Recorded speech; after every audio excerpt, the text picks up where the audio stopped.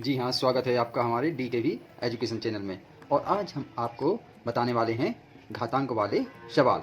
घातांक और घात के बारे में हम आपको पहले ही बता चुके हैं।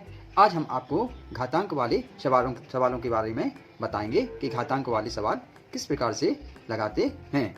अब घात और घातांक में क्या होता है, जैसे कोई संख्या है a और उसकी घात है, मान लो ये m, a की घात m या a की पावर m, तो इसको पावर बोलते हैं, इसको बेस बोलते हैं। इसको हिंदी में a को बोलते हैं आधार। क्या बोलते हैं? आधार। इसको आधार बोलेंगे। और जो m है उसको बोलेंगे घात। इसको क्या बोलेंगे? घात। तो इस प्रकार से a की पावर m को a आधार है और m घात है। तो इस प्रकार के सवालों में हम कैसे सवालों को हल करते हैं, ये हम आपको बताएंगे। तो सबसे पहले हम कुछ सूत्रों के माध्यम से आपको बताएंगे कि यदि इस प्रकार से सवाल आए तो इन सूत्रों की मदद से हम सवालों को लगा सकते हैं। जैसे a की पावर m या a की घात n, m और a की घात n है। तो इसमें क्या होता है, इसका नियम होता है कि यदि आधार समान है तो घात गुणा में घातें जुड़ जाती हैं। तो आधार a इसका है, आधार समान है तो इसका गुणा में क्या होगा, घातें जुड़ जाएंगी। तो ये हो जाएगा a की घात m धन n। माना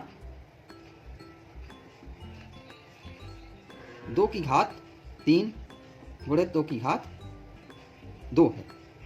तो इनके आधार क्या है, समान है। 2 क्या है, समान है। तो 2 की घात क्या हो जाएगा, 3 धन 2 बराबर 2 की घात 5।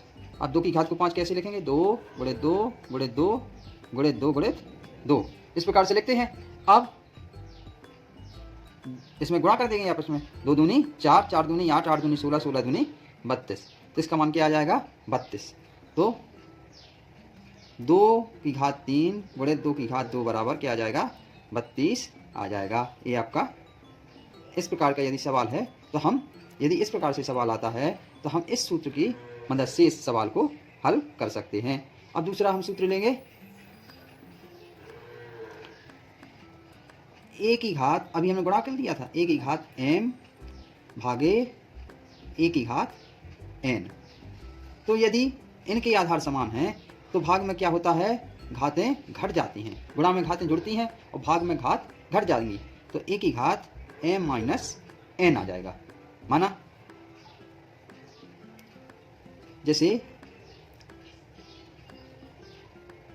4 की घात 4 भागे 4 की घात 2, तो ये कैसा हो जाएगा, इसको कैसे लिख सकते हैं, 4 की घात 4 बटे 4 की घात 2। तो इसको ऐसे भी लिख सकते हैं या फिर ऐसे 4 की घात 4 माइनस 2 बराबर 4 की घात 2। 4 की घात 2 है, मतलब 4 गुणित 4, 2 बार 4 लिखेंगे, 4 चौके 16। तो 4 की घात 4 भागे 4 की घात 2 को अपन कैसे लिख सकते हैं, इस प्रकार से लिखते हैं। तो 4 की घात 4 भागे 4 की 2 का घात मान आ जाएगा 16। इसका मान कितना आ जाएगा, 16 आ जाएगा। तो इस प्रकार से इन सवालों को हल करेंगे। अब हम एक अगला लेंगे,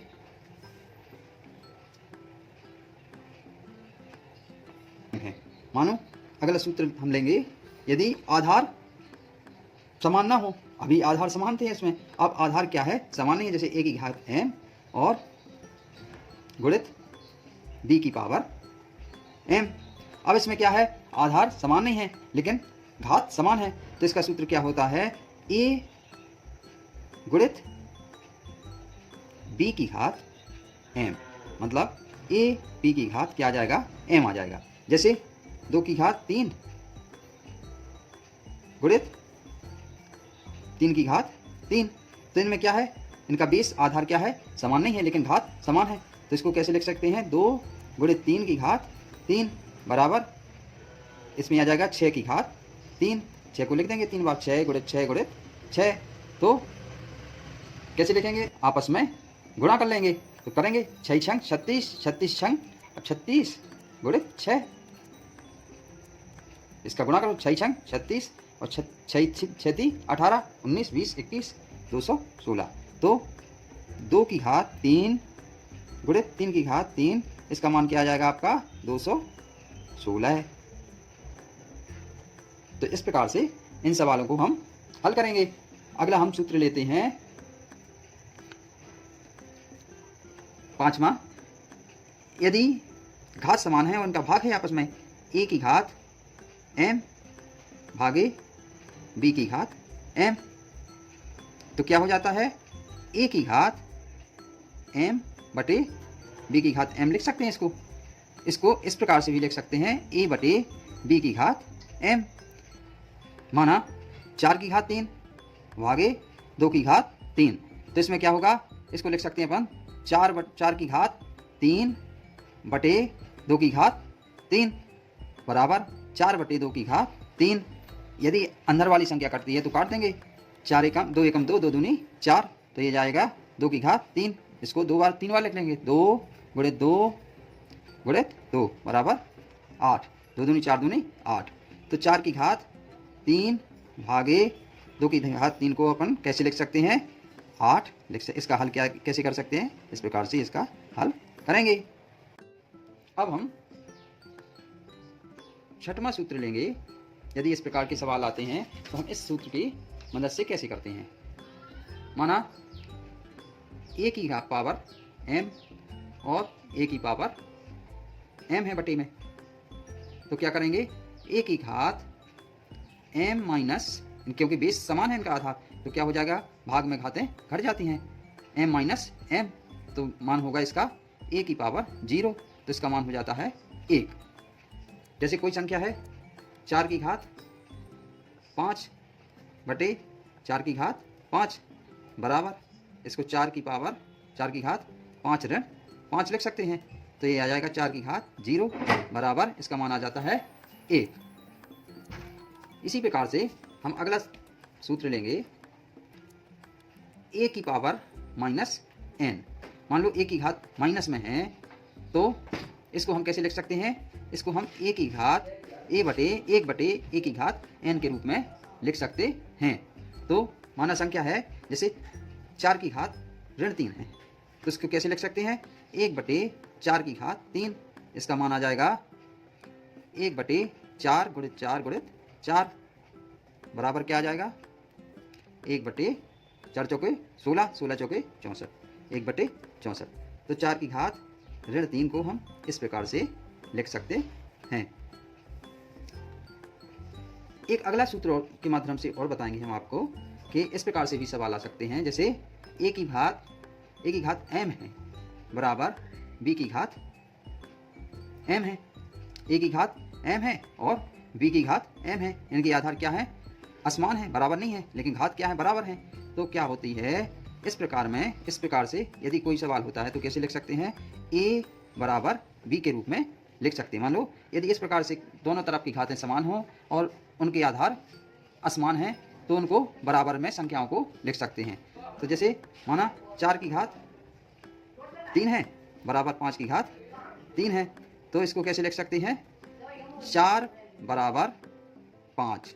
मान लो 4 का मान 4 बराबर क्या होगा 5 होगा, तो 4 की घात 3 बराबर 5 की घात 3 को हम कैसे लिख सकते हैं 4 बराबर 5। इस प्रकार से हम इसको लिख सकते हैं।